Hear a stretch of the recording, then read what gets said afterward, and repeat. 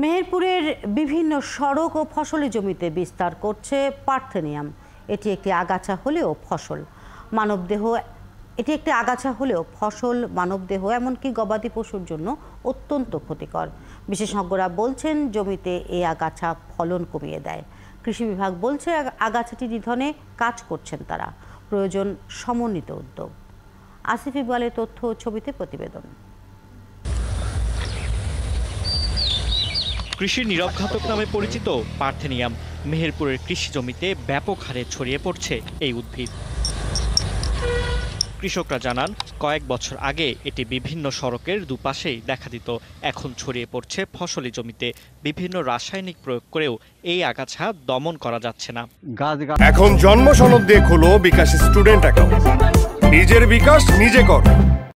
জোর বেশি হয়ে গেছে, এখন ক্ষতি হয়ে যাচ্ছে আর ফসল হচ্ছে না। এত বিষাক্ত যে আগুন দিয়ে পোড়াই আবার সেখান থেকে বেরোই, আর ঘাস পোড়া বিষ যত প্রকার বিষ দিয়েছে মরছে না। এদিকে বিভিন্নভাবে এটি মানুষের সংস্পর্শে আসছে। অনেকে না জেনেই এর দীর্ঘমেয়াদী বিষক্রিয়ায় পড়ছেন। যাদবপুর ইউনিয়ন প্রতি গাছের গোড়ায় আছে, প্রতি ভূমি রাইলে গাছটা তৈরি হয়ে গেছে। আমাদের নিজের শরীরের সমস্যা, আবাদ পানির সমস্যা, সাধারণত মানুষ চলার পথে তাদের সমস্যা, সবারই সমস্যা এই গাছড়াটা নিয়ে। চিকিৎসকরা বলছেন এটি মানবদেহ ও গবাদি পশুর জন্য খুবই ক্ষতিকারক। এটির সংস্পর্শে allergy, asthma, skin disease, bronchitis, ক্যান্সারের মতো রোগে আক্রান্ত হতে পারে যে কেউ।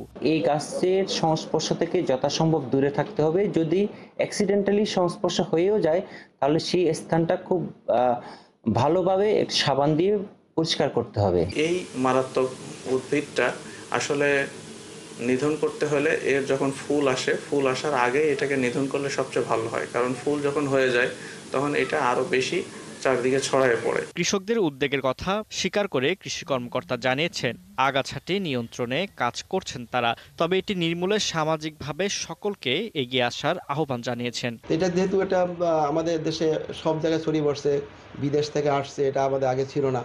এইটা ব্যাপারে আমরা কৃষি অধিদপ্তর চাষিদের পাশে থেকে তাদেরকে সবসময় সচেতন করতেছি। পার্থেনিয়ামের বৈজ্ঞানিক নাম পার্থেনিয়াম হাইড্রোফরাস। ভয়ঙ্কর এই আগাছাটি এরই মধ্যে ভয় ধরিয়েছে বিশ্বব্যাপী।